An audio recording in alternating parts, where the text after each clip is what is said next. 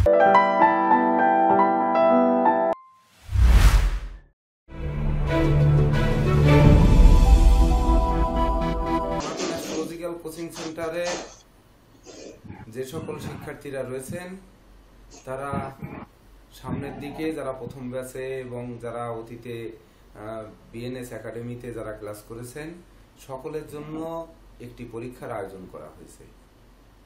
তো সেই পরীক্ষাটি হবে আপনাদের, দেখুন, বিএনএস একাডেমি ও Indian college of astrology and অ্যাস্ট্রোনমির পরীক্ষার প্রস্তুতি। তো আমি একটি কথা গ্রুপে লিখেছিলাম যে আমরা পরীক্ষা কেন দিব এবং পরীক্ষা দিয়ে আমাদের লাভ কি। দেখুন, আমাদের আগে জানতে হবে যে পরীক্ষা কেন দেব। এই যে বিগত একটি বছর ধরে 60টি ক্লাসে আপনারা কি শিখেছেন, আসলে মাতৃগৃহের শিক্ষার মতো আমি একটি কোচিং সেন্টারে কতটুকু শিক্ষা দিতে পেরেছি সেটা আপনারাই জানবেন। তো যতটুকু দিতে পেরেছি সেটা আপনাদের জন্য প্রাপ্তি, আর যেটা দিতে পারিনি সেটি হচ্ছে আমার ব্যর্থতা। তো আমার ব্যর্থতাটাই এখানে সব থেকে বেশি থাকুক। তো ব্যর্থ কতটুকু এবং আপনারা কতটুকু জানলেন তার একটি বিশেষ যাচাই বাছাই হচ্ছে এই পরীক্ষা। তো যে পরীক্ষায় ধরুন আপনারা ইতিমধ্যে জ্ঞাত আছেন যে Indian college of astrology and অ্যাস্ট্রোনমিতে 3000 রুপিতে আপনারা পরীক্ষা দিবেন। সেখান থেকে আপনারা পরীক্ষার অ্যাডমিট কার্ড পাবেন, পরীক্ষার মার্কশিট পাবেন, যারা পাস করেন আর যাই করেন যে রেজাল্ট পান মার্কশিট পাবেন, এবং পামিস্ট্রি এবং ইন্ডিয়ান অ্যাস্ট্রোলজির উপর একটি সার্টিফিকেট পাবেন, আর নিউমারোলজির উপর আলাদা একটি সার্টিফিকেট পাবেন। তো সেখানে আমাদের পরীক্ষায় জয়ী হতে হবে, তবেই না কিন্তু এই প্রাপ্তিটা আমাদের হাতে আসবে। দ্বিতীয়ত, BNS academy Bangladesh national astrologer society একটি অঙ্গ প্রতিষ্ঠান। তো সেখানে আপনারা ইতিপূর্বে 2-1 পরীক্ষা দিয়েছিলেন। তো সেখানেও পরীক্ষা দিলে আপনারা মার্কশিট, সার্টিফিকেট এবং টাইটেল ও ওখান থেকে পাবেন। এটা আমাকে প্রেসিডেন্ট সাহেব বিএনএস একাডেমি উনি আমাকে অলরেডি বলেছেন এবং আমরা একটি চুক্তিবদ্ধে আবদ্ধ হয়েছি, সেই সূত্রে আপনারা পাবেন। উনি পরীক্ষার ফিস ধার্য করেছেন 2500 টাকা বাংলা। তো পরীক্ষার দিনও আপনারা পেয়েছেন 28-29 তারিখ হচ্ছে বিএনএস একাডেমির পরীক্ষা, এবং হচ্ছে আগামী মাসের 14-15 মনে হয় সম্ভবত 14-15 2 দিন হচ্ছে Indian college of astrology and অ্যাস্ট্রোনমিতে পরীক্ষা হবে। সেখানে পরীক্ষকরা উপস্থিত থাকবেন। আপনারা এই জুম আইডির মাধ্যমে ভিডিও অন করে যার যার মতো পরীক্ষা দিবেন। পরীক্ষা শেষ অন্তে বিএনএস একাডেমির প্রিন্সিপাল স্যার বরাবরে ওনার হোয়াটসঅ্যাপ নাম্বার দেওয়া হবে, হোয়াটসঅ্যাপে সবার উত্তরপত্র পাঠিয়ে দেবেন। তো এই উত্তরপত্র পাঠিয়ে দেওয়ার পরে আমরা পরবর্তীতে বাই পোস্টে খাতা ওনাদের সঙ্গে কাছে পাঠিয়ে দিব। ওনারা সেই অনুযায়ী যাচাই বাছাই পূর্বক তারপরে আমাদের সম্মাননা করবেন। এবং ঠিক এই বিএনএস একাডেমিও কিন্তু একই, সেখানেও কিন্তু পরীক্ষকরা আলাদা থাকবেন, অর্থাৎ আমি কিন্তু আর থাকছি না। তো সেখান থেকে পরীক্ষা দিয়ে আমি আপনাদের সহযোগী হিসাবে, পরীক্ষার্থী হিসাবে থাকবো। তো থেকে যাই হোক, সেখানেও আমরা পরীক্ষা দিয়ে একই নিয়মে কিন্তু পরীক্ষা দিয়ে আসবো। এখন কথা হচ্ছে, তাহলে আমাদের আজকের ক্লাসের আয়োজন কেন, কি জন্য আমরা এই ক্লাসে অংশগ্রহণ করলাম। দেখুন, অনেকে লিখেছেন যে একটি সাজেশন পাওয়া যেত কিনা, যে আমরা কিসের উপর পরীক্ষা দিব। দেখুন, সাজেশন কিন্তু Indian college of astrology and অ্যাস্ট্রোনমিও দেয়নি, এবং বাংলাদেশ ন্যাশনাল অ্যাস্ট্রোলজার সোসাইটির অধীনে যে বিএনএস একাডেমি, ওনারাও কোনো সাজেশন দেননি। তথাপিও কি ধরনের প্রস্তুতি আমাদের নিতে হবে, সেই প্রস্তুতি নিয়েই কিন্তু আজকের ক্লাস। তো আশা করি যে এই প্রস্তুতি আপনাদের এই পরীক্ষায় জয়ী হতে সহযোগিতা করবে। তো যারা পরীক্ষায় অংশগ্রহণ করবেন, দেখবেন Indian college of astrology and astronomy 3টি ফর্ম দেওয়া আছে।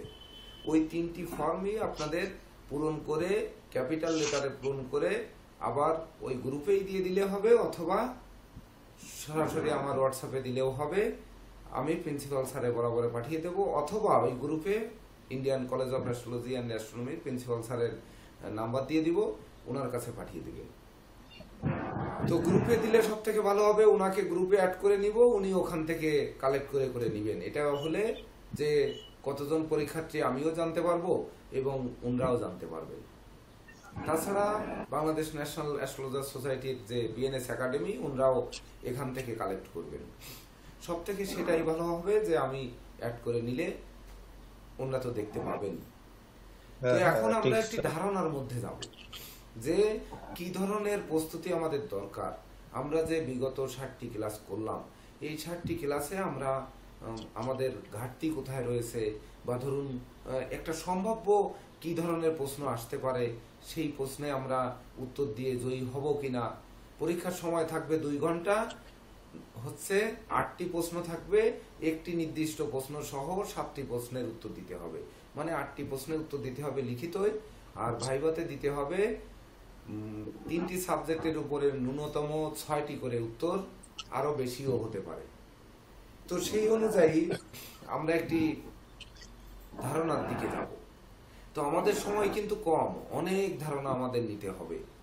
যেহেতু অন্ধকার ঘরে কিন্তু আমরা ছুটছি, তো সেহেতু আমাদের খুব দ্রুত মানে আমাদের এক একটা বিষয় বুঝে নিতে হবে। ভাইবা কটা বললেন স্যার? হ্যাঁ, তা ভাইবা কটা প্রশ্ন বললেন? মিনিমাম ধরেন 10-12টি প্রশ্ন থাকবে, তার ভিতরে একটি কমন প্রশ্ন থাকবে, সেই কমন প্রশ্নটি সহ আরো 7টি প্রশ্নের উত্তর দিতে হবে প্রত্যেক সাবজেক্টে। পামিস্ট্রিতেও তাই, সনাতন অ্যাস্ট্রোলজিতেও তাই, নিউমারোলজিতেও তাই। আর ভাইবার জন্য 25 মার্ক থাকবে। ওই 25 মার্ক কিন্তু মিনিমাম মানে 5 জন স্যার থাকলে 5 দুগুণে 10টা করে প্রশ্ন করবেন। তো এই 10টা প্রশ্নেরও উত্তর দিতে হবে, সেই অনুযায়ী মৌখিক পরীক্ষায় আমাদের জয়ী হতে হবে।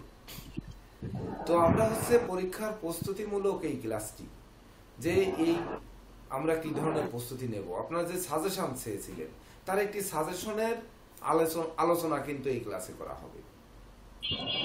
তো ধরুন যেমন সাজেশনের আলোচনা আমরা প্রথমে পামিস্ট্রির ভিতরে যাই। ধরেন পামিস্ট্রির উপরে হয়তো কোনো প্রশ্ন করলেন, ধরুন যে আয়ুরেখা, শিরোরেখা, হৃদয় রেখা, ভাগ্য রেখা থেকে বয়স নির্ণয়, এবং প্রত্যেক রেখার 5টি করে শুভ অশুভ বিষয় লিখতে বলল। তাহলে আমরা এটি কি পারি কি পারি না? যে পারেন সে একটু হাত জাগাবেন, আর যে পারেন না সে বলবেন, সংক্ষেপে একটু বলে যাব। ধরেন প্রশ্নটি আরো জটিল করে ওখান থেকে ঘুরিয়ে ফিরিয়ে আসলো, যে আয়ু রেখার বয়স নির্ণয়, শিরোরেখার বয়স নির্ণয়, হৃদয় রেখার বয়স নির্ণয়, ভাগ্য রেখার হয়তো একটি আসতে পারে। কিন্তু আমার কথা হচ্ছে আমি সবগুলো নিয়ে আমরা জেনে রাখলে যে কোনো একটি আসলেও আমরা যেন উত্তর দিতে ব্যর্থ না হই ওই জায়গায়। তো এটিকে আমরা বের করতে পারি, আমরা করেছি। করেছি স্যার। কে কে পারেন আর কে কে পারেন না হাত জাগান। আমরা পারি না স্যার, সবাই পারি না স্যার। সংক্ষেপে একটু আলোচনা করলে স্যার ভালো হয়। সবাই পারেন না। যেমন ধরুন আমরা কিন্তু আয়ু রেখা বলেছি যে একেবারে আয়ু রেখার গোড়া থেকে মণিবন্ধ পর্যন্ত 120 বছর। তো আমরা এটিকে মাঝখানে ভাগ করব 60 বছর, তার মাঝখান ভাগ করব 30 বছর, তার মাঝখান ভাগ করব 90 বছর। এভাবে ভাগ করে আমরা আয়ু রেখাকে বয়স নির্ণয় করব। এটি তো ক্লাসে করিয়েছি, এটি তো সহজ।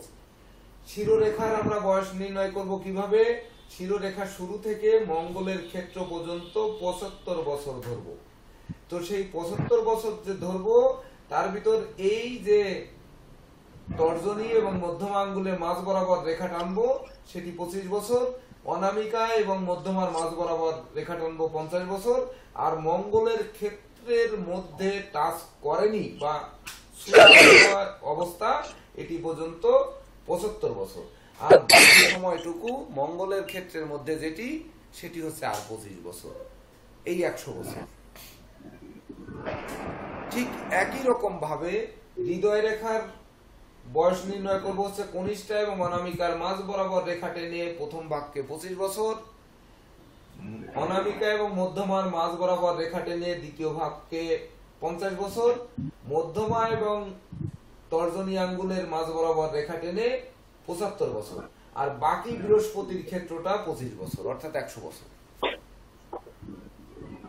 এবার ভাগ্যরেখা মণিবন্ধন থেকে শনির একেবারে গোড়া, শনির আঙ্গুলের গোড়া পর্যন্ত, এই জায়গা পর্যন্ত হবে 100 বছর।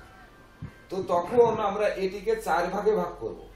তো যখন 4 ভাগে ভাগ করব, বরাবর কেতুর মাঝখান বরাবর আমরা দাগ টানবো 50 বছর, নিচের অংশ 50 অর্থাৎ মাজা বরাবর 25, আর উপরের মাঝ বরাবর হৃদয় রেখার যেখানে ছোবে টাচ করবে শনির ক্ষেত্রে ঠিক নিচুর জায়গায়, ওখানে হচ্ছে 75 বছর। শনির ক্ষেত্রটিকে আমরা 100 বছর ধরব। এইবার ধরুন এই বয়স নির্ণয় করে প্রত্যেক রেখার 5টি করে শুভ অশুভ ফলাদেশ লিখতে আসলো, হয়তো প্রশ্নে আসতেই পারে। তো তখন আমরা আয়ু রেখার 5টা শুভ অশুভ ফলাদেশ, শিরোরেখার 5টি শুভ অশুভ ফলাদেশ, হৃদয় রেখার 5টি শুভ অশুভ ফলাদেশ, ভাগ্য রেখার 5টি শুভ অশুভ ফলাদেশ, এটি আমরা লিখতে পারবো না?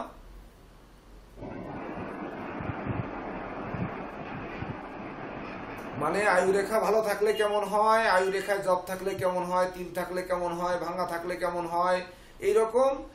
আর শুভ থাকলে, সরল বরাবর থাকলে কি হয়, অর্থাৎ শুভ 5টি বাক্য আর অশুভ 5টি বাক্য, এটা আমরা লিখতে পারবো না? স্যার পারি না স্যার, বলে দেন স্যার। এটা কি ব্যাপার? তাহলে তো 2 দিনে ক্লাস কেন, 10 দিনেও শেষ হবে না তো তাহলে স্যার প্রস্তুতি। না স্যার, সংক্ষেপে একটু চাপ দিয়ে যান স্যার। আচ্ছা, সংক্ষেপে একটু টাচ দিলাম। আয়ু যারাই রেখা হবে। সরল এবং সোজা যদি মণিবন্ধে নেমে আসে, তাহলে তার আয়ুটা পূর্ণায়ু পাবে, ধরে নিলাম। এবার আয়ু রেখায় যদি ত্রুটিযুক্ত না থাকে, তার শরীর স্বাস্থ্য যথেষ্ট ভালো থাকবে। এবং আয়ু রেখা যেহেতু শুক্র নিয়ন্ত্রণ করে, তার আয়ু রেখার সঙ্গে তার শরীরের শান্তি বজায় থাকবে বা মনের শান্তি বজায় থাকবে। এবার আয়ু রেখা যদি মানে সূক্ষ্ম সুন্দর অবস্থানে থাকে, তাহলে তার ধন ঐশ্বর্য দিন দিন বাড়বে, যার সেটিকে দুশ্চিন্তার কারণে আয়ু ক্ষয় হবে না, অর্থাৎ আয়ু তার দিন দিন বাড়তে থাকবে। এভাবে ধরুন আরো লিখতে পারেন আপনারা যে যেহেতু রাহুর ক্ষেত্র থেকে শুক্রকে ব্যারিকেড দিয়ে আয়ু রেখাটি থাকে, তো বিশেষ করে কোনো বহিঃশত্রু অন্তঃশত্রু তাদেরকে ঘায়েল করতে পারবে না। আবার লিখতে পারেন সে কোনো হয়তো বড় কোনো দুর্ঘটনায় যাবে না, বড় কোনো ঘাতক ব্যাধিতে আক্রান্ত হবে না। এইরকম ভাবে 5টি সেন্টেন্স আপনারা লিখবেন। এই 5টি বাক্য লেখা এটা কি এমন কোনো বিষয়? এইবার অশুভ দিক লিখলেন যে ধরে নিন 25 বছরে আয়ু রেখায় ছেদ রয়েছে, তো আপনারা এখানে লিখলেন যে তার কোনো না কোনো দুর্ঘটনা হতে পারে বা শারীরিক কোনো রোগ ব্যাধি হতে পারে। এইবার অশুভ লিখলেন হয়তো আয়ু রেখাটি বাঁকা, আয়ু রেখার কখনো পাতলা সরু বা কখনো মোটা, তার জন্য কি হচ্ছে ওই সময় গিয়ে সে বিশেষ করে কোনো না কোনো ভাবে অ্যাটাক হচ্ছে বা কোনো না কোনো ভাবে তার মনে হচ্ছে যেন এই জীবন আর চলছে না। আবার দেখা যাচ্ছে আয়ু রেখায় তিল রয়েছে, মানে তার কোনো দুর্ঘটনা ঘটতে পারে। আবার দেখা যাচ্ছে আয়ু রেখায় ক্রস চিহ্ন রয়েছে, মানে এই সময় তার কোনো না কোনো ফাড়া আছে, সেই ফাড়াটি তাকে হয়তো ভোগ করতে হবে। এটি মার্শাল রেখা যদি থাকতো তাহলে এই ফাড়াটি কাটতো, আর না হলে কাটবে না। এরকম অশুভ 5টি পয়েন্ট আপনারা লিখে দিবেন।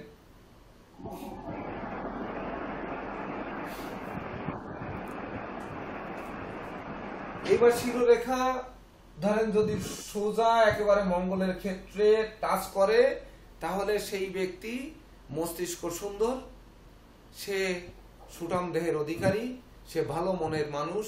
তারপরে দেখা যাচ্ছে সে জ্ঞানী গুণী মানী লোক, অর্থাৎ মস্তিষ্ক তার শুভ কাজের দিকে ধাবিত হয়।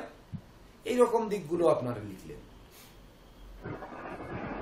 তারপরে আপনারা যদি আয়ুর এই শিরোরেখায় ক্রস তিল জব বা বাঁকা বা ধরুন ঊর্ধ্বগামী হয়ে আছে বা অশুভ দিক লিখলে লিখবেন মস্তিষ্কে আঘাত বা ধরুন বিশেষ করে কোনো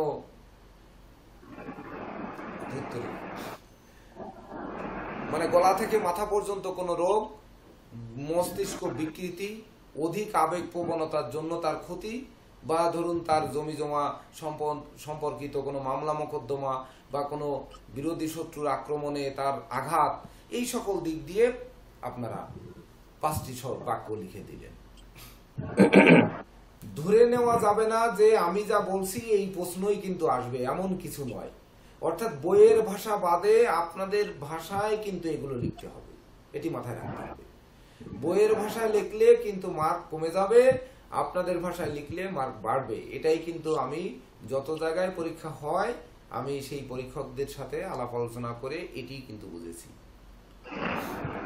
এইবার ধরুন হৃদয় রেখার ভালো মন্দ আমরা তো অবশ্যই বলতে পারবো, যে হৃদয়ের যন্ত্রণা, হৃদয়ের ব্যথা, বা ধরুন সন্তান নিয়ে মনোকষ্ট, এমনকি পিতামাতার সাথে মতানৈক্য, দাম্পত্য জীবনে অশান্তি, মানে হৃদয়ের যত কষ্ট সব হৃদয় রেখার ত্রুটি। আর হৃদয়ের যত সুখ সব হচ্ছে হৃদয় রেখার কি শুভত্ব। এই তো, তাহলে হৃদয়ের যত সুখ আর যত দুঃখ, এই সুখের 5টা পয়েন্ট লিখবো, দুঃখের 5টা পয়েন্ট লিখবো। এটা পারবো না লিখতে? হ্যাঁ স্যার পারবো। স্যার এই শিরোরেখাটা তো আগে বলেছিলেন 100 বছরই ধরবো নাকি? হ্যাঁ, শিরোরেখাটা একটু মঙ্গলের ক্ষেত্রে টাচ করলে তখন মঙ্গলের ক্ষেত্রটাকে 25 ধরবেন। মঙ্গলের ক্ষেত্রের মধ্যের অংশ 25 আর বাকি অংশ 3 ভাগ করে 75। ঠিক আছে। এইবার ভাগ্যরেখা আমরা জানি না যে ভাগ্যরেখা ভাগ্যের 5টি শুভ দিক আর 5টি অশুভ দিক, এটা জানি না এমন কি কেউ আছি? হ্যাঁ, অশুভ দিকের মধ্যে একটি পয়েন্ট লিখবেন যে ভাগ্যরেখা ভাঙাচোরা থাকার থেকে না থাকা ভালো, না থাকলে বরং অন্যান্য গ্রহগণ তাদের ভাগ্য সুপ্রসন্ন করতে পারে। ভাগ্যরেখা কাটা, ভাগ্যরেখায় ক্রস, ভাগ্যরেখায় তিল, মানে ভাগ্যের নির্মম পরিহাস, কষ্ট, ক্লেশ, ঘাত প্রতিঘাত করে সে সামনের দিকে এগোতে পারছে না। ক্লাস ছাড়া এখনকার ব্যাখ্যা যদি দিই আর এখনকার ভাষায় যদি লেখেন সবার উত্তর কিন্তু একরকম হয়ে যাবে। তখন এটি কিন্তু ভাবতে হবে, অর্থাৎ লিখে নেওয়ার দরকার নেই, অনুধাবন করার চেষ্টা করেন। আর ভিডিও লাইভ চলতেছে, আপনারা ভিডিও ওখান থেকে শেয়ার করতে পারবেন, কাছে রাখতে পারবেন। আরেকটি বিষয় হচ্ছে, যারা পরীক্ষায় অংশগ্রহণ করবেন বিএনএস একাডেমি এবং Indian college of astrology and অ্যাস্ট্রোনমিতে, তাদেরকে অবশ্যই প্রোফাইলে এই ক্লাসের ভিডিও শেয়ার থাকতে হবে, যে আপনারা যে ক্লাস করেন তার প্রমাণ স্বরূপ এই ভিডিও কিন্তু এই লাইভ ফোরকাস্ট করা হচ্ছে। যে আমি আমার এখানে ক্লাস করেনি এমন কাউকে পরীক্ষায় দাঁড় করাচ্ছি কিনা সেটি কিন্তু তারা দেখবে যাচাই করে। আচ্ছা, এইবার হচ্ছে তাহলে আমরা ভাগ্য রেখার শুভ অশুভ 5টি দিক আমরা লিখে নিলাম। আমাদের যার যার মতো মনের ভাষা দিয়ে আমরা এটি ব্যক্ত করব। পারবো না? পারবো স্যার, পারবো। হাত জাগান, সবাই পারবেন কি পারবেন না? হাত জাগান। এই তো, তাহলে তো সুন্দর। এইবার ধরেন আসলো হাতের তালুতে 9টি গ্রহের অবস্থান চিহ্নিত করে প্রত্যেক গ্রহ সম্পর্কে আমাদের 5টি করে বাক্য লিখতে হবে, 5টি করে ফলাফল লিখতে হবে। শুভ অশুভ কিছুই থাকলো না। আমরা পারবো? হ্যাঁ স্যার। হ্যাঁ, 9টি গ্রহ কোথায় কে আমরা জানি? হ্যাঁ স্যার জানি স্যার। সবাই জানেন তো? হাত জাগান।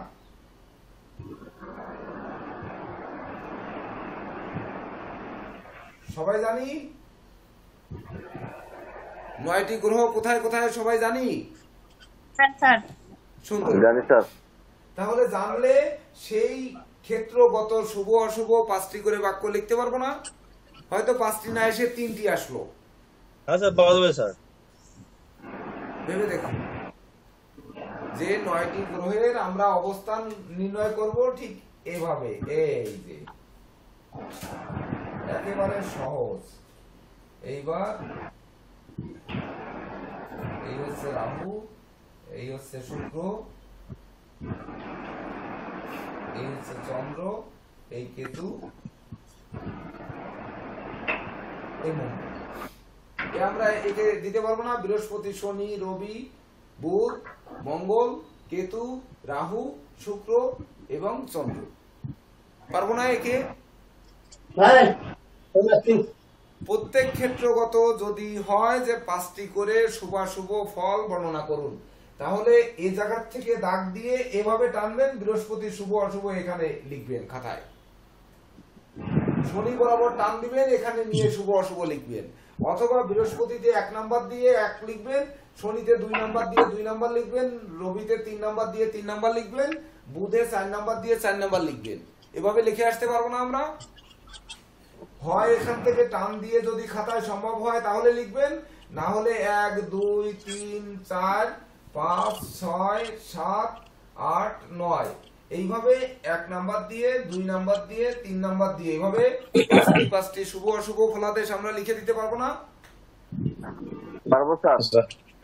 কোন ভাবে লিখলে ভালো হয় সেটি হচ্ছে আপনাদের খাতার জায়গার অবস্থানের উপর নির্ভর করবে। যে আপনারা হাত আঁকার পরে যদি এখান থেকে সরাসরি অ্যারো টান দিয়ে লিখে দিতে পারেন তাও হবে, আবার নাম্বার দিয়ে সেই নাম্বার অনুযায়ী ফলাদেশ লিখলে হবে। আমার কথা হচ্ছে যারা এই খাতা যাচাই বাছাই করবেন তারা বুঝলে হলো। সেই স্যারেরা যদি বোঝেন যে হ্যাঁ এই প্রশ্নের উত্তর এভাবেও সম্ভব এভাবেও সম্ভব, আমরা 2 ভাবে যে কোনো ভাবে দিব, যার যেভাবে ভালো লাগে সে সেইভাবে দিব। হবে না? তাহলে হবে তো? ধরেন এবার হবে স্যার, হবে।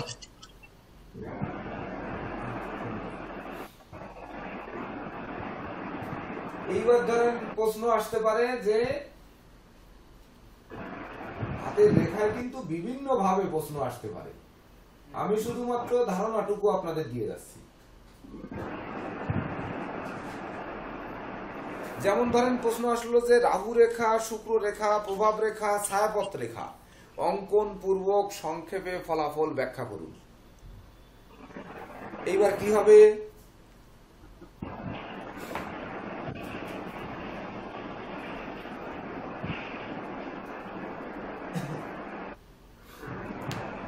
ধরেন অঙ্কন করতে বললো যে রাহু রেখা, আমরা রাহু রেখা কিভাবে অঙ্কন করব?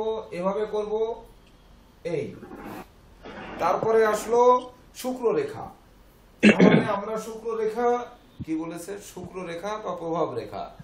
ধরেন আমরা শুক্র রেখা দিলাম, প্রথম ভাই বোনের রেখা, তারপরে আমরা শুক্র রেখা দিলাম এখানে। এইবার আমরা তারপরে দিলাম প্রভাব রেখা, শুক্র রেখা প্রভাব রেখা কিন্তু একই রেখা। তারপরে আমরা হয়তো দিলাম যে ছায়াপথ রেখা, চন্দ্রের ক্ষেত্রে ছায়াপথ রেখা এইভাবে আসে, ছায়াপথ রেখা। তারপর হচ্ছে ধরুন এর সাথে হয়তো অন্য কোনো রেখা যুক্ত করে দিল, তো অন্য কি রেখা যুক্ত করতে পারে? হয়তো স্বাস্থ্য রেখা যুক্ত করতে পারে, বা কোনো বিশেষ করে ধরুন বৃহস্পতিতে হয়তো বৃদ্ধাঙ্গুলিতে হয়তো টানা রেখা দিতে পারে।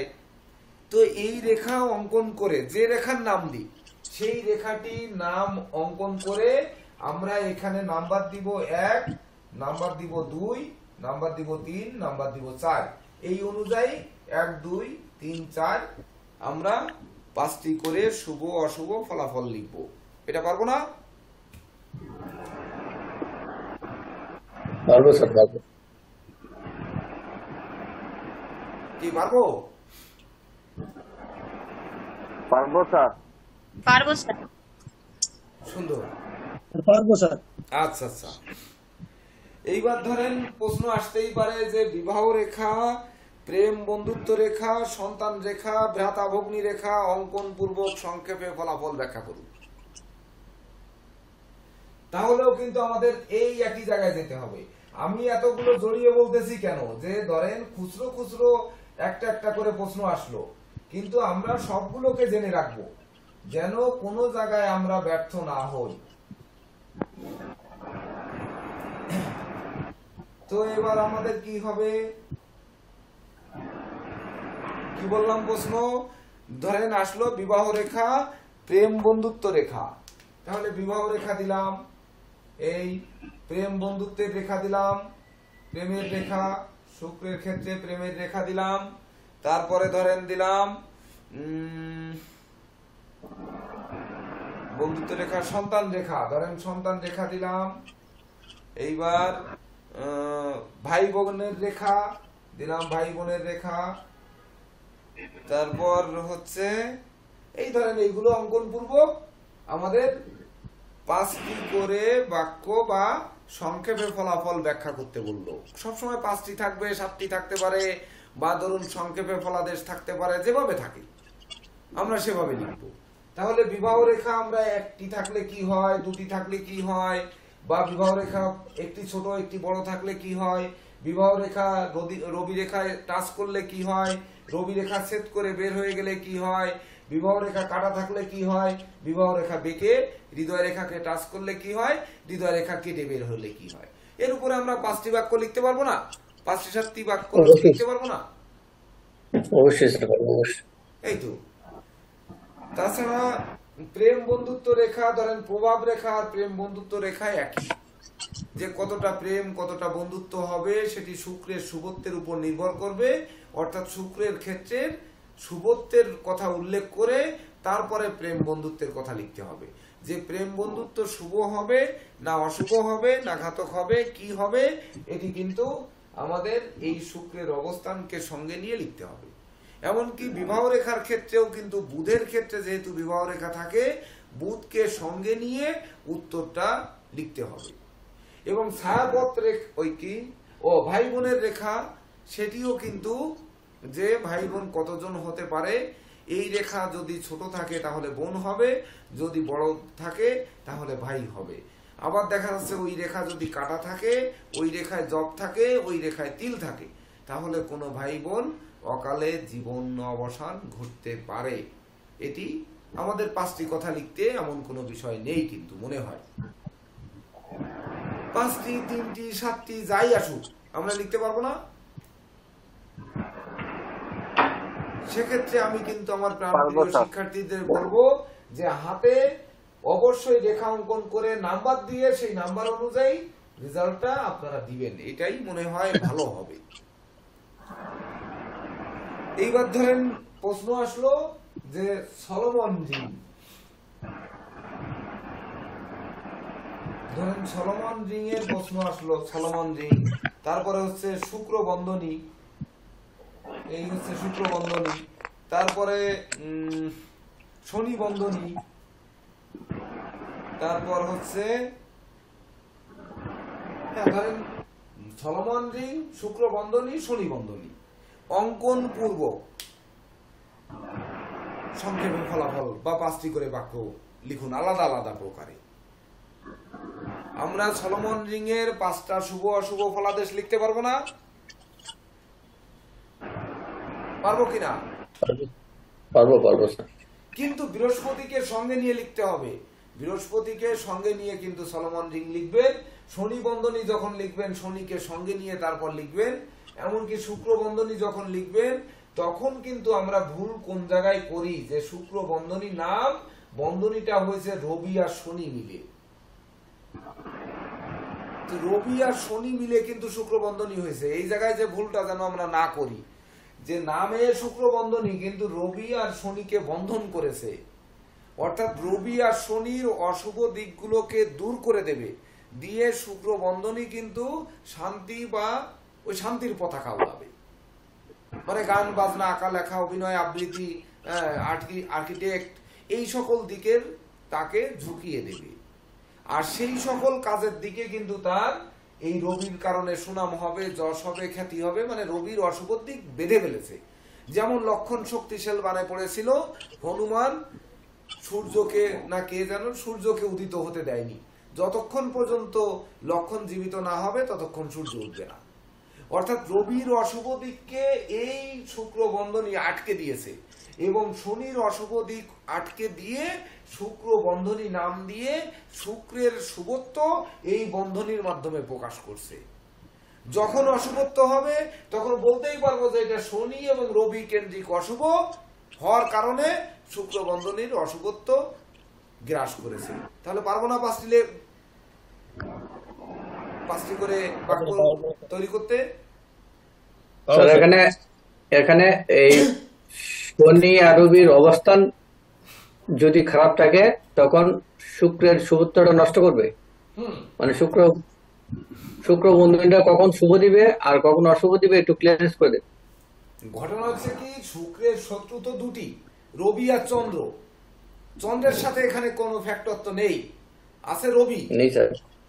তাহলে শুক্রের সঙ্গে রবি বিরোধ করবে, অর্থাৎ সুনাম যশ খ্যাতি প্রতিষ্ঠা এগুলো নষ্ট করবে।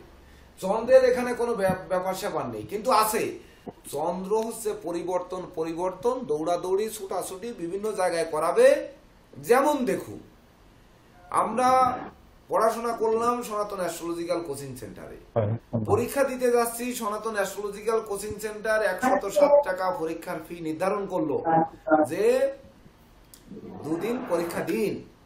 আপনারা সেখানে সময় পেলেন না, বা 107 টাকা বেশি হয়ে গেল, বা যে কোনো কারণে আপনারা পরীক্ষাটা দিলেন না, তাহলে কি হলো? সনাতন অ্যাস্ট্রোলজিক্যাল কোচিং সেন্টার থেকে শিক্ষা লাভ করে আমাদের আজ পরীক্ষা দিতে হচ্ছে বিএনএস একাডেমিতে এবং Indian college of astrology and অ্যাস্ট্রোনমিতে। তাহলে কি আমাদের পরিবর্তন, আমাদের লাইফস্টাইল বদল, আমাদের ভাগ্যের বদল, বা আমাদের মনোভাবের বদল, বা আমাদের সিদ্ধান্তের বদল, বা আমাদের বদলে গিয়ে অন্য কোথাও যেতে হচ্ছে। বুঝাতে পেরেছি? তো ওই যে শুক্র বন্ধনী, ওই বদলটি কিন্তু তৈরি করবে, ওটি কিন্তু উত্তরের মধ্যে আসতে হবে। কারণ শুক্রের শত্রু কিন্তু রবি আর চন্দ্র, এই দুটি কিন্তু মাথায় রাখতে হবে। তার শুক্র বন্ধনী তাহলে রবির যশ খ্যাতি তো নষ্ট করবে।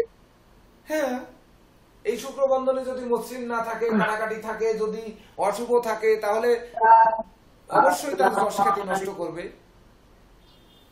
আর শুভ থাকলে শুভত্ব দিবে। হ্যাঁ, শুভত্ব দেবে। স্যার সেক্ষেত্রে যদি শুক্রবার কাটা থাকে, স্যার কাটা থাকে মধ্যখান থেকে উঠে নেই, সেক্ষেত্রে স্যার রবির অবস্থান দেখতে হবে, রবি কিরকম শুভ আছে কিনা। রবি তো আপনাদের দেখতে যাওয়ার দরকার নেই, রবির উপরে টাচ দিয়ে রবি তো উল্লেখ করছে না যে রবি শুভ না অশুভ, এটি প্রশ্নে উল্লেখ করবে না। আর হাতের রেখা অঙ্কন করে রবি শুভ অশুভ দেখাতে পারবেন না, এটি হচ্ছে মূল ব্যাপার। দেখেন, পরীক্ষায় পাশ করা কিন্তু পড়াশোনার ব্যাপার, আর তাহলে স্যার বিচার করার দায়িত্ব কিন্তু আপনাদের। অর্থাৎ হাত তাহলে না স্যার পেলে যদি কিন্তু ওই ক্ষেত্র কেমন এটি দেখতে পাচ্ছেন না, ছবিতে ক্ষেত্র দেখতে পাচ্ছেন না, তো তখনই কিন্তু আপনার ওই ক্ষেত্রকে যে ব্যারিকেড দিয়ে রেখেছে, এই রেখার উপর নির্ভর করেই কিন্তু আপনাকে লিখতে হবে। স্যার এখানে একটা প্রশ্ন কিন্তু রয়ে গেল। আপনি আগে আমাদের বলেছেন যে শুক্র বন্ধনী কখনোই শুভ ফল দেয় না, কারণ শনির আর রবির যত গুণগুলি আছে সবগুলি আটকে দেয়, হ্যাঁ, অ্যাটাক করে দেয়। তাহলে তখন এটা কখনোই রেখাটি হচ্ছে শুক্র বন্ধনী, তাহলে শুক্রের যে শুভত্ব সেটি কিন্তু নিখুঁত যদি থাকে, কয়েকটা দিকে সে শুভ ফল দেয়।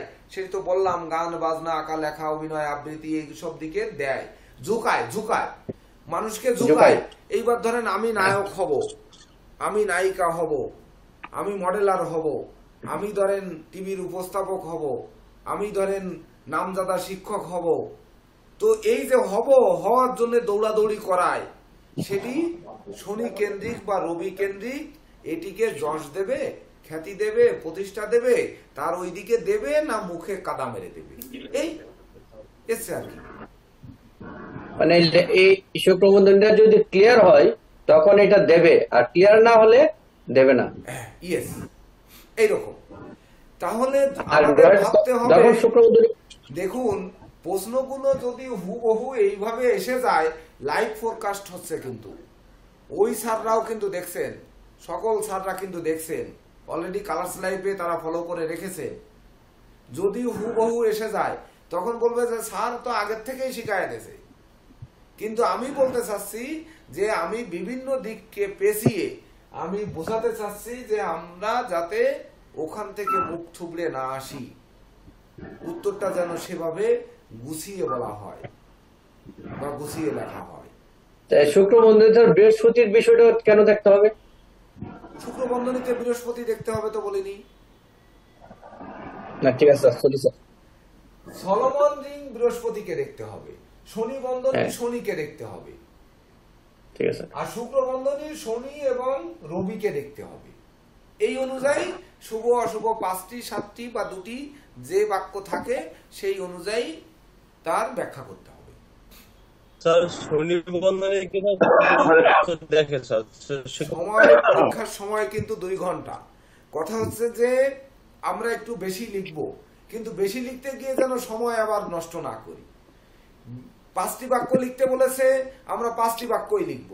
আমার একটু বেশি লিখতে ইচ্ছা করছে বা মনে এসে গেছে, ওই 5টি বাক্যের মধ্যে এবং দিয়ে বা দিয়ে যুক্ত করে দেবেন, ও দিয়ে যুক্ত করে দেবেন, কিন্তু বাক্য 5টি বা 3টি যা লিখতে বলবে তাই লিখবেন। বুঝতে পেরেছেন?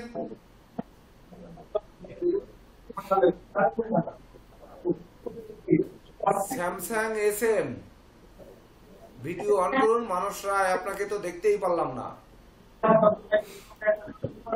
পরীক্ষার সময় কিন্তু কেউ ভিডিও অফ করলে আমি কিন্তু ওখানে আপনাদের সাথে পরীক্ষার্থী হিসাবে থাকবো, হয়তো সবসময় নাও থাকতে পারি, কিন্তু ওই সময় ভিডিও অফ করলে দেখা গেল ওনারা কিন্তু মার্ক কাটবে, এটি কিন্তু মাথায় রাখতে হবে। আর কোনো গোপনীয়তার মধ্যে যেতে পারবো না, কারণ গ্রুপও কিন্তু ওনাদের অ্যাডমিন করে নেওয়া হবে বা গ্রুপে ওনাদের জয়েন করে নেওয়া হবে, ওখানে গ্রুপও কিন্তু ওনারা ফলো করবে। তো সেইভাবে আমরা মনে হবে যেন আজকে পরীক্ষা দিচ্ছি, এইভাবে একটু আপনারা ক্লাসটা করুন। একটু অনলাইন ক্লাস করবেন তো, আমার একটু 11টা পর্যন্ত একটু ফলো কম পাবেন। বুঝতে পারিনি। এই জন্য করতেছি। ধরেন সুবল বাবু, তারপরে হচ্ছে নীরজ কান্তি রয়, তারপরে হচ্ছে সুরভি বিশ্বাস, এনারা বিএনএস একাডেমিতে আগে পরীক্ষা দিয়েছেন। তো আর কেউ তো এখনো পরীক্ষা দেননি।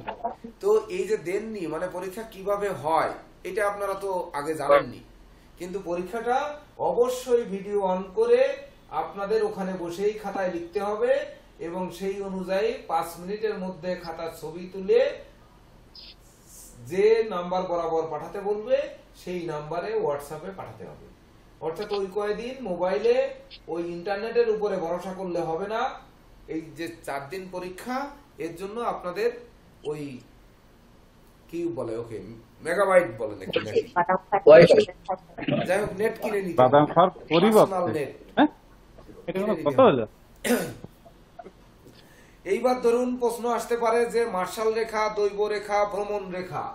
মার্শাল রেখা অঙ্কন করুন, এইবার দৈব রেখা অঙ্কন করুন, ভ্রমণ রেখা অঙ্কন করুন। অঙ্কন করে হয়তো 5টি 7টি করে এর শুভ অশুভত্ব বর্ণনা করুন। পারবো আমরা? পারবো স্যার, পারবো। একটি দিকে দৈব রেখা, কিন্তু দৈব শক্তি দেয় কেতু, কিন্তু দৈব রেখা থাকে কিন্তু বুধের ক্ষেত্রকে টাচ করে চন্দ্রের ক্ষেত্রে এসে দৈব রেখা শেষ হয় মঙ্গলকে ব্যারিকেড দিয়ে। অর্থাৎ কেতুর শত্রু কিন্তু মঙ্গল নয়, এটি কিন্তু মাথায় রাখতে হবে। কেতুর কিন্তু মঙ্গল মিত্র গ্রহ। অর্থাৎ এই মঙ্গলের ক্ষেত্র বরাবর চন্দ্রের ক্ষেত্রে যে ধনুকের মতো রেখাটি যাচ্ছে এটি হচ্ছে দৈব রেখা। তাহলে দৈব তাকে কি সহযোগিতা করবে? যে ব্যক্তি রাগী, ক্রোধী, অহংকারী, তাকে কিন্তু দৈব সহযোগিতা করে না, এটি কিন্তু মাথায় রাখতে হবে। দৈব তখনই সহযোগিতা করবে যে নম্র, ভদ্র, শান্ত, শিষ্ট, যেমন শ্রদ্ধাবান লভতে জ্ঞান। এই শ্রদ্ধা, ভক্তি, জ্ঞান, গরিমা, সখ্যতা সবকিছু মিলেই কিন্তু দৈব ভর করবে। বিশেষ করে উত্তরাধিকার সূত্রে পাবো কি পাবো না, বা দৈব সহযোগিতা করবে কিনা, বয়োজ্যেষ্ঠরা আশীর্বাদ করবে কিনা, এগুলো সব কিন্তু এই দৈব রেখার উপর, এর উপর 5টি বা 7টি বাক্য আমরা করব। পারবো না? পারবো স্যার, পারবো। তাহলে আর কঠিন কি? এইবার মার্শাল রেখার 5টি শুভ অশুভত্ব পারবো না? স্যার মার্শাল রেখার শুভ অশুভটা একটু বলবেন। শুভটা তো মার্শাল রেখা মূল কথা হচ্ছে আয়ু রেখার দোষ ত্রুটি নাশ করে। মার্শাল রেখা ঝটকা উপার্জন করে। মার্শাল রেখা ছোট থেকে মানুষকে বড় করে, এমনকি নিজের একক ক্ষমতায় তাকে বড় করে। মানুষের কাছে হাত পাতায় না। তার স্বাস্থ্য নিয়ে দাঁড়ে দাঁড়ে ঘন ঘন ওই বিভিন্ন চিকিৎসকের কাছে দৌড়াতে হয় না। রোগ হলেও আরোগ্যের পথও তার ভিতরে থাকে। এই রকম দিয়ে মার্শাল রেখার শুভ দিক, আর ওই একই বাক্য দিয়ে অশুভ দিক উল্টে দিয়ে। আমরা ঠিক লুকিং গ্লাসের এপাশ আর ওপাশ দিয়ে 5টি বাক্য লিখে দিলাম। 5টির জায়গায় 7টি আসতে পারে, 3টি আসতে পারে, যা আসে আমরা তাই লিখবো। পারবো না? স্যার এই দৈব রেখা মঙ্গলের অবস্থান খারাপ হলে দৈব রেখা সহযোগিতা করবে না। হ্যাঁ, করবে না, কিন্তু আমার কথা হচ্ছে যে দৈব রেখা, দৈব শক্তির কারক হচ্ছে কেতু। তো কেতুর সঙ্গে কি মঙ্গলের শত্রুতা আছে কি নেই? অধিক মিত্রতা আছে। অধিক মিত্রতা রয়েছে, তাহলে মঙ্গল তো ক্ষতি করবে না। কেতুর সঙ্গে চন্দ্রের কোন শত্রুতা আছে? না স্যার, নেই স্যার। তাহলে সেও ক্ষতি করবে না। এবং বুধের ক্ষেত্র টাচ করেছে, বুধের সাথেও শত্রুতা নেই, তাহলে বুধও কোনো ক্ষতি সাধন করবে না।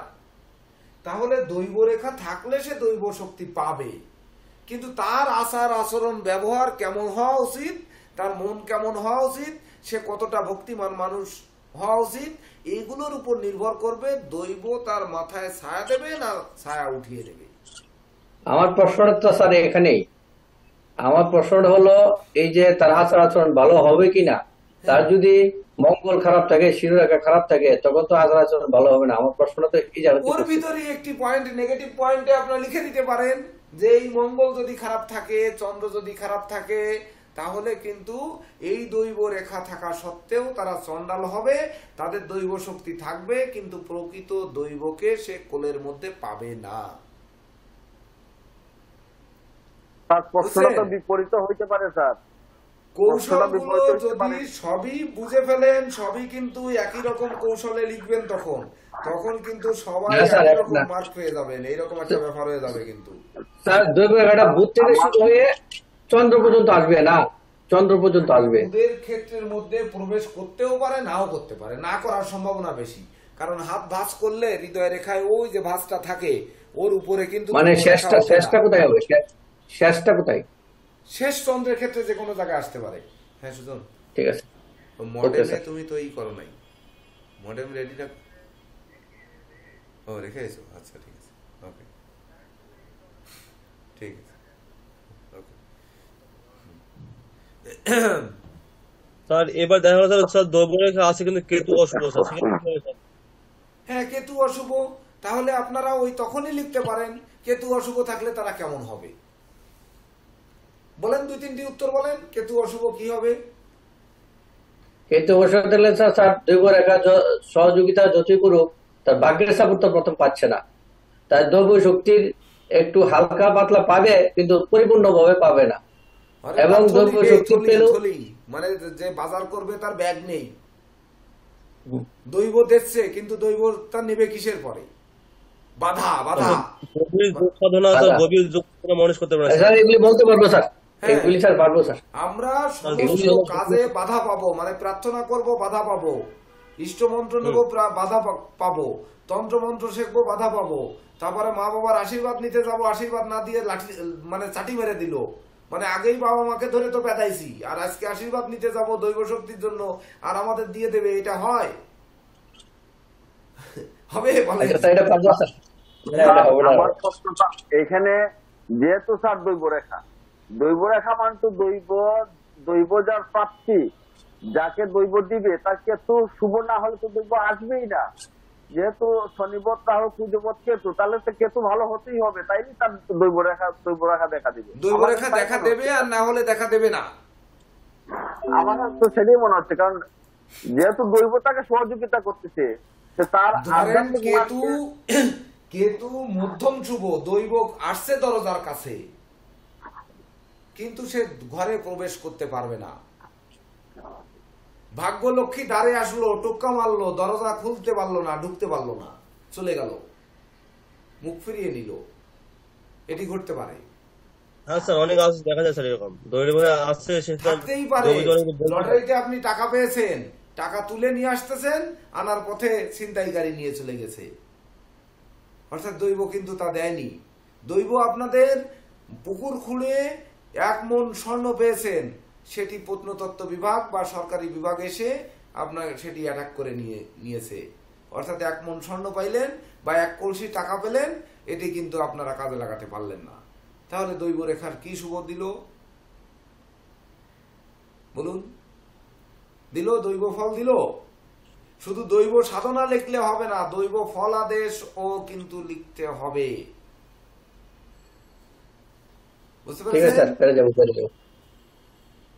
স্যার নেক্সট বলেন স্যার, আঙ্গুলের পর্ব নিয়ে প্রশ্ন আসবে কিনা? আঙ্গুলের পর্ব নিয়ে, হ্যাঁ, আঙ্গুলের যে মেষ, বিষয়, মিথুন, এই আঙ্গুলের আসতেছি, এই দেখি একে একে। পর্ব আমি কিছু কিছু পর্ব একটু নোট করে রাখেছি। ধরেন বৃহস্পতি, শুক্র, বুধ, মঙ্গলের ক্ষেত্রগত ক্রস, তিল চিহ্ন কেমন ফল দেয় অঙ্কন পূর্বক সংক্ষেপে বর্ণনা করুন। ধরেন এটিকে আমি হয়তো লিখলাম বৃহস্পতি, শুক্র, বুধ, মঙ্গল। বৃহস্পতি, শুক্র, এই হচ্ছে বুধ, এই হচ্ছে মঙ্গল। এই ক্ষেত্রগত ক্রস বা তিল চিহ্ন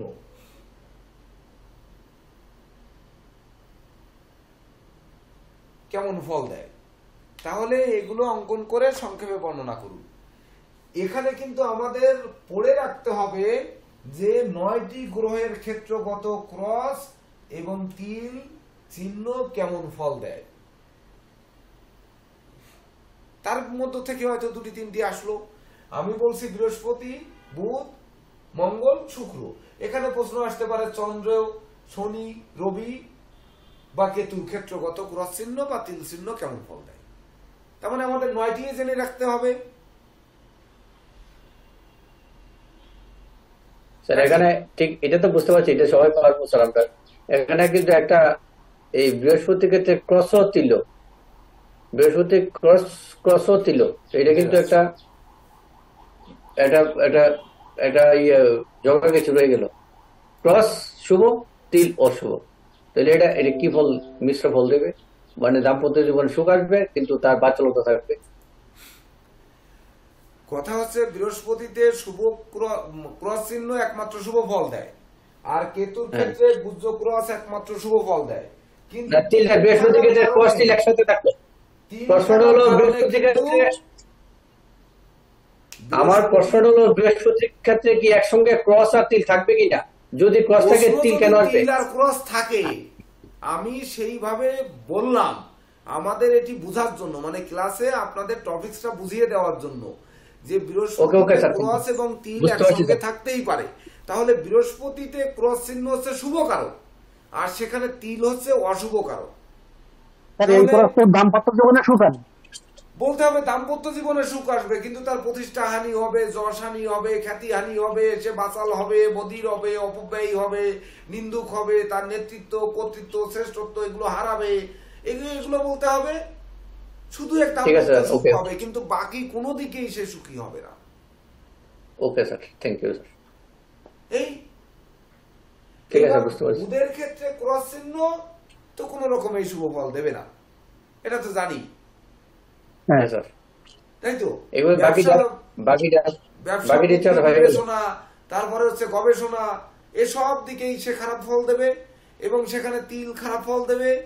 তারপরে তার বিবাহে বাধার সৃষ্টি করবে, বিবাহের পরে তার অশান্তির সৃষ্টি করবে, জীবন সঙ্গীর রোগ ব্যাধি দেবে, এগুলো দেবে না।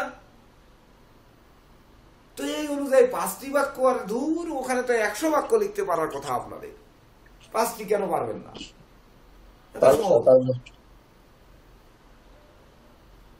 এইভাবে আমাদের কিন্তু 9টি গ্রহের ক্ষেত্রগত ক্রস এবং তিল আমাদের মানে মস্তিষ্কে গেঁথে রাখতে হবে, যে কোনো হয়তো 3টি-4টি দিয়েই বসতে পারে। দিলে তখন কিন্তু এখানে নাম্বারিং করে আমরা এই অনুযায়ী লিখব। হাতে ছবি আঁকার ক্ষেত্রে আমি আবারও বলবো, সময় মাত্র 2 ঘন্টা। আপনাদের হাত খাতার পরে চেপে ধরবেন, এভাবে ফাঁক দিয়ে টান দিবেন দ্রুত, যত দ্রুত পারেন। আগে অ্যান্সার করুন, পরে রিভিশন করুন। রিভিশন দেওয়ার সময় প্রয়োজনে অ্যান্ড যুক্ত করে বা এবং যুক্ত করে আরেকটি সেন্টেন্স লিখতে পারবেন ওই একই প্রশ্নে। কিন্তু সময় যদি না পান, লাস্টে কিন্তু সময় চাইতে পারবো না, কারণ ওখানে কিন্তু ধরেন আমার কোনো হাত কিন্তু থাকবে না। বারবার বলতেছি স্যার, আমরা খাতার ক্ষেত্রে কি খাতা নেব না পেজ নিয়ে খাতা তৈরি করব? পেজ, খাতা নয়, A4 সাইজের কাগজ, যেটি সাথে সাথে ছবি তুলে পাঠাতে পারেন, এমনি পিন মেরে নেবেন। এই A4 সাইজের কাগজ এভাবে পিন মেরে নেবেন, উত্তর লিখবেন। কয়টা নিলে ভালো হবে এটা? হ্যাঁ, কতটা নেব, কত পিস? কতটা আপনাদের উত্তর দিতে 10টা করে পেজ নিয়ে বসেন। আচ্ছা, 20টা করে নিয়ে নেবেন, 7টা 20টা করে নিয়ে নেবেন। ধরেন 8টা প্রশ্ন, 8 দুগুণে 16 পেজ, 8 দুগুণে 16 পেজ নিয়ে বসেন।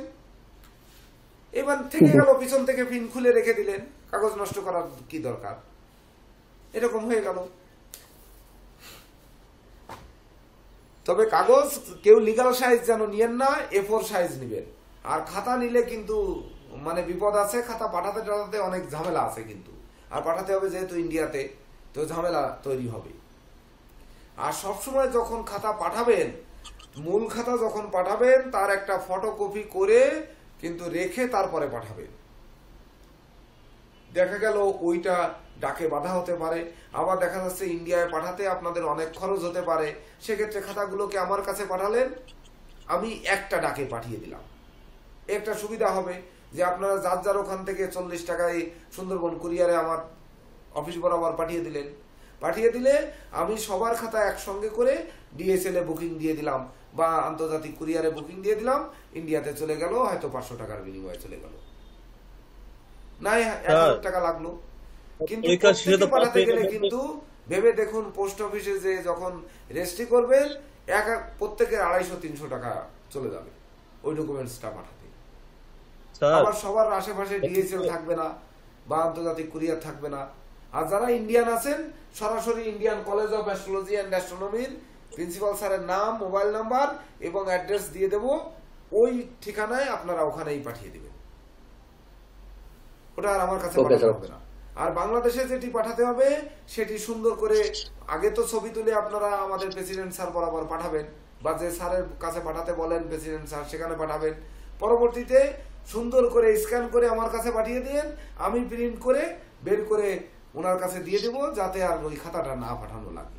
আর যদি লাগে তাহলে ওখান থেকে পাঠিয়ে দেবেন, এটা এমন কিছু না। ভালো করে স্ক্যান করতে পারলে, আর আমরা তো ডকুমেন্টস, স্যাররা তো ডকুমেন্টস নিয়েই নেবে ছবি তুলে, তাহলে ভালো করে স্ক্যান করে দিলেও কিন্তু মূল খাতা না পাঠালেও চলবে। ঠিক আছে।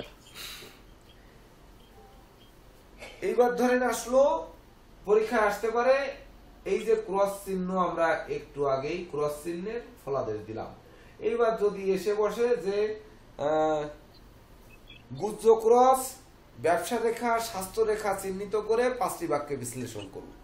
এর সাথে গুজ্জ ক্রস কেন যুক্ত করলো, এটি কিন্তু একটি আলাদা প্রকারের ব্যাখ্যা চাই, না দিলে কিন্তু সনাতন অ্যাস্ট্রোলজিক্যাল কোচিং সেন্টারের মান থাকবে না। কিন্তু ওখানে যে বলেছে গুজ্জ ক্রস, ব্যবসার রেখা, এই যে ব্যবসার রেখা, আর কি স্বাস্থ্য রেখা চিহ্নিত করে, এই যে স্বাস্থ্য রেখা চিহ্নিত করে, এইবার চিহ্নিত করলেন, করার পরে 5টি বাক্যে বিশ্লেষণ করলেন। কথা হচ্ছে যে একই প্রশ্নে যদি এটি আসে, না আসা মঙ্গল, না আসলে তো আমরা বেঁচে গেলাম, আমরা ভালো মার্ক নিয়ে নিলাম। আর যদি এসেই বসে, তাহলে আমাদের কৌশলটা কি, এখানে কিন্তু কৌশলটা বুঝতে হবে যে গুজ্জ ক্রস চিহ্ন আর ব্যবসার রেখা, স্বাস্থ্যের রেখা, এর সঙ্গে গুজ্জ ক্রসের সম্পৃক্ততা কি আছে না নেই? কেউ বলতে পারবেন যে আছে কি নেই? স্যার আছে। কি আছে? গুজ্জ করা যায় আপনার ভাগ্যরেখার সাথে উঠছে, এবং ওই ভাগ্যরেখা থেকে আবার ব্যবসা রেখা উঠছে। হ্যাঁ, তাহলে এর সাথে সম্পৃক্ত কি? স্বাস্থ্য রেখার ব্যবসা রেখার সম্পৃক্ততা আছে কি নেই? থাকলে কি আছে বলেন? আমিও বলবো স্যার আছে। গুজ্জ ক্রস ধরেন গোপন বিদ্যা শিখবো, কিন্তু যেহেতু স্বাস্থ্য রেখা আছে, এদের স্বাস্থ্য এখানে হানি করবে, স্বাস্থ্য রেখা তো কখনই শুভ বলতেন না, তো গোপন বিদ্যা যে শিখবো, স্বাস্থ্যটা আমার সাথ দিচ্ছে না। এটা তো একটা পয়েন্ট স্যার। এইবার হচ্ছে আমি গুজ্জ বিদ্যা শিখে ব্যবসা করব, আমি তান্ত্রিক, আমি জ্যোতিষ, আমি অ্যাডভোকেট, আমি অনেক কিছু, আমি ইঞ্জিনিয়ার, আমি ডাক্তার, কিন্তু ওই গুজ্জ শক্তি, দৈব শক্তি যদি না দেয়, তাহলে আমি কি সেই দিকে সফল হব? হ্যাঁ, তিনটি একসঙ্গে না দিয়ে যদি শুধু স্বাস্থ্য রেখা আর দৈব রেখা দিয়ে দেয় তাহলে আমরা সহজে উত্তর দিয়ে দিতে পারবো। কিন্তু যখনই গুজ্জ ক্রস থাকবে 5টি বাক্যের মধ্যে কিন্তু এই ক্রসের ফলাদেশকে কিন্তু নিয়ে আসতে হবে। খুব ভালো করে মনে রাখেন, প্রশ্নটা যেভাবেই আসুক, আমার কথা হচ্ছে প্রশ্ন বিশ্লেষণ যেহেতু আমি করতে পারতেছি না, প্রশ্নটা লেখার ভিতরে কিন্তু প্রশ্নের উত্তর খুঁজে পাওয়া যায়। প্রশ্নটি যদি আমি লিখতে পারতাম, আমি আপনাদের একটু ব্যাখ্যা করে দিতে পারতাম, আপনাদের জন্য সুবিধা হতো, কিন্তু সেইটা পারবো না। প্রশ্নটা হলো স্যার আমার, হ্যাঁ বলুন। এই যে স্বাস্থ্যরেখাটা তো এখানে ভালো ফল দিচ্ছে না, স্বাস্থ্যরেখা তো কখনোই ভালো ফল দেয় না। আর স্বাস্থ্যরেখা যদি কাটাকাটি থাকে তার তখন যতই আমাদের গুজ্জ গ্রস ব্যবসা রেখা থাকুক, প্রথমে তো আমরা এই জানার ফেলিওর হয়ে যাবো স্বাস্থ্যরেখাটা। এইবার ধরুন আমাদের তেমনি লিখতে হবে, ধরুন আপনাদের এই যে অনেককে বলেছি আপনারা একটু প্রাণায়াম করুন, আপনারা কেউ করেছেন? হয়তো কেউ বলছেন প্রাণায়াম করলে অমনি আমাশা শুরু হয়, পেটে ব্যথা হয়, মাথা ঘোরে বা বিভিন্ন হৃদযন্ত্রণা হয়, এগুলো কিন্তু বলতেছেন, কেউ করছেন না।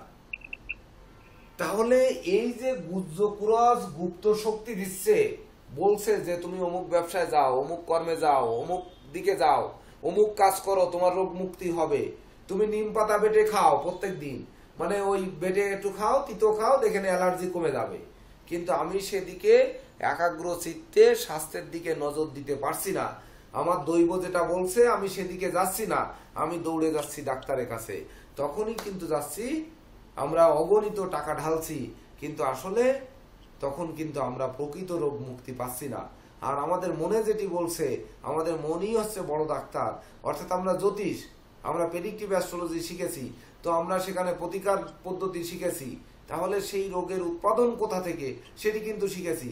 তো যেখান থেকে রোগ উৎপত্তি হচ্ছে সেই জায়গায় যদি আমরা বাধা দিতে পারি তাহলে রোগ মুক্তি সম্ভব। কথায় বলে যে যা খেলে রোগ বাড়ে তা না খেলেই তো সারে না।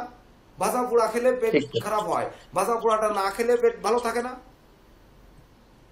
তাহলে আর কি, তো সহজ।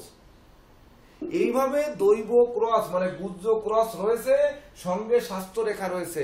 স্বাস্থ্য নিঃসন্দেহে মূল্যবান সম্পদ, এটি লিখতে হবে যে যতই দৈব ক্রস চিহ্ন থাকুক আর তার হাতে স্বাস্থ্য রেখা থাকুক, ওই স্বাস্থ্য রেখা যদি ত্রুটিযুক্ত থাকে তাহলে স্বাস্থ্যই তার এগোচ্ছে না, শরীর তার এগোচ্ছে না। দৈব ক্রস থাকলেই কি হবে আর ব্যবসা রেখা থাকলেই কি হবে? আমি ব্যবসা প্রতিষ্ঠান দিয়ে বসলাম, কিন্তু সেই ব্যবসা প্রতিষ্ঠানে আমি ঘুমাচ্ছি, আমি শুয়ে আছি, কাস্টমার এসে নক করছে, কিন্তু আমাকে কাস্টমাররা পাচ্ছে না। যখন পাচ্ছে না আমি বেচা কিনা করতে পারছি না, আবার কি করলাম, 1 কেজি ডাল, 2 কেজি চাল, 1 ঘন্টা ডিম, তারপরে ধরুন আলু পেঁয়াজ বিভিন্ন জিনিস বাজার করলো, ক্যালকুলেটরে বাজারের লিস্ট হিসাব করতে গিয়ে 1 আইটেম বাদ দিয়ে দিলাম, সব মিলে 200 টাকা বেচা কেনা করলাম, লাভ হবে 20 টাকা, 1 আইটেমের দাম ধরলাম না, লস হয়ে গেল 30 টাকা। তাহলে এটির কি মূল্য হবে? আসবে না, সেভাবে আসবে না। আমি আশা করি আমি যেভাবে আপনাদের দেখাচ্ছি এত জটিল ভাবনা চিন্তা করে স্যারেরা প্রশ্ন করবেন না, আমার মনে হয়। আচ্ছা স্যার, আসলেও পারবো স্যার, আমি বুঝতে পারছি, আসলে আমি তো বুঝতে পারছি, কারণ স্বাস্থ্য রেখা আছে, যতই আপনার বিজনেস রেখা থাকুক আর দৈব গ্রস থাকুক আর যা কিছু থাকুক, এগুলি স্বাস্থ্য রেখা আছে মানে এটা স্বাস্থ্যের ভাঙ্গা আসবেই। স্বাস্থ্য যদি কারো পারফেক্ট না করে তাহলে তো সবকিছুতে আমরা ফেল। এই তো তাহলে আমি আয়ু রেখা এবং স্বাস্থ্য রেখা দুটোই যদি পরিচ্ছন্ন হয় তাহলে সেই ক্ষেত্রে কি স্বাস্থ্যের কোনো অবনতি হবে? পজিটিভ লিখবেন, গুজ্জ ক্রসের পজিটিভ লিখবেন। তাহলে পজিটিভ নেগেটিভ তো লিখতেই বলা হচ্ছে যে গুজ্জ ক্রস ব্যবসা রেখা স্বাস্থ্য রেখা চিহ্নিত করে 5টি বাক্যে বিশ্লেষণ করুন, শুভাশুভ বাক্যে বিশ্লেষণ করুন। আর যদি শুধু শুভ লিখতে বলে শুভ লিখবেন, অশুভ লিখতে বললে অশুভ লিখবেন, সমস্যা কি? মানে টিটুদা যে কথাটা বারবারই বলছেন যে স্বাস্থ্য রেখা কোনো সময় শুভ ফল দেয় না, কিন্তু স্বাস্থ্য রেখা যদি পরিচ্ছন্ন হয়, নিট অ্যান্ড ক্লিন হয়, কোনো জায়গায় ভাঙা না থাকে, তাহলে সেই স্বাস্থ্য রেখা তো পজিটিভ ফল দেবে। সেই স্বাস্থ্য রেখা অনেকে মানি ট্রায়াঙ্গেল বলে ভুল করে, কিন্তু আসলে স্বাস্থ্য রেখা না থাকাটাই ভালো, স্বাস্থ্য রেখাটা না থাকা বেশি ভালো, বুঝতে পারছেন? স্বাস্থ্য রেখা না থাকা বেশি ভালো, স্বাস্থ্য রেখার প্রয়োজন নেই, মানে স্বাস্থ্য নিয়ে দুশ্চিন্তার কারণ হয় না। এক কথায় উত্তর হচ্ছে স্বাস্থ্য রেখা না থাকাটাই বেশি ভালো। রয়ে যখন গেছে ও কোনো না কোনো দিকে তখন আঘাত করবেই। সেই আঘাতটি স্বাস্থ্যরেখা উঠছে দেখুন আয়ু রেখার গোড়া থেকে, অর্থাৎ শুক্রের ক্ষেত্র থেকে। শুক্র, মঙ্গল এবং বুধের ক্ষেত্রে গিয়ে টাচ করছে। তো শুক্র, চন্দ্র, মঙ্গল, বুধ এই চারজনের সঙ্গে সম্পৃক্ততা, শত্রুতা, মিত্রতার মধ্য দিয়ে কিন্তু সে ভেদ করছে কেতুকে টাচ করে নিয়ে। এটি ব্যাখ্যা করলে অনেক ব্যাখ্যার ব্যাপার। হ্যাঁ হ্যাঁ হ্যাঁ, বুঝতে পারছি স্যার। এটা তো শুক্র, মঙ্গল, চন্দ্র, মঙ্গল, বুধ যখন কানেক্ট হয়ে যাবে তখন তো তার অন্য সাইডে ব্যাধি বেঁধে দিবে। তো চন্দ্র, শুক্র, মঙ্গল, কেতু, বুধ এক ঘরে থাকলে যেমন ফল দেয় ওই স্বাস্থ্য রেখা তেমন ফল দেয়। বুঝতে পেরেছি। সেই ফলের মধ্যে ফার্স্টে যে ফলাফল যাই দেখ না কেন তার অন্য সাইডটা বেশি তুলে ধরবে। হ্যাঁ, বেশি তুলে ধরবে। সবাই ক্লিয়ার হয়েছেন? Clear sir, clear. হ্যাঁ, সুন্দর। হাতের আঙ্গুলের কোন পর্বে কোন রাশি এটা আমরা জানি? জানি স্যার। জানি। সবাই জানি তো? হ্যাঁ স্যার। যদি জানি তাহলে এর ভিতর এই 12টি রাশি চিহ্নিত করে যে কোনো দুটি রাশির যদি শুভ অশুভ ফলাদেশ বলতে বলে তো আপনারা ফলাদেশ বলতে পারবেন না? বৈশিষ্ট্য ফলাদেশ, বৈশিষ্ট্য দুটি রাশি, পারবো স্যার, পারবো। শুভ অশুভ বৈশিষ্ট্য। কেউ মেষ লিখবেন, বৃষ লিখবেন, কেউ মিথুন লিখবেন, কেউ কর্কট লিখবেন, কেউ সিংহ লিখবেন, যার যেমন আসে। আর যদি উল্লেখ করা থাকে যে অমুক অমুক রাশির বৈশিষ্ট্য বর্ণনা করুন তাহলেও তো আমরা পারবো না? পারবো স্যার। নাকি? কেন স্যার পারবো না? এই তো। তাহলে এই পর্যন্ত আমি একটু 2 মিনিটের যদি বিরতি নিই তাহলে এই পর্যন্তের মধ্যে আপনারা একটু আলোচনা করুন যে আপনাদের আর এই পর্যন্ত কি আছে। এরপরে আরো হাতের রেখার আরো কয়েকটি বিষয়। না স্যার, একটা রেখা রয়ে গেছে স্যার, একটা রেখা তো করেনি। এই যে এই হাতের রেখার প্রশ্ন শেষ করে আপনাদের আমি 3 মিনিটের বিরতি নিই। তো যেমন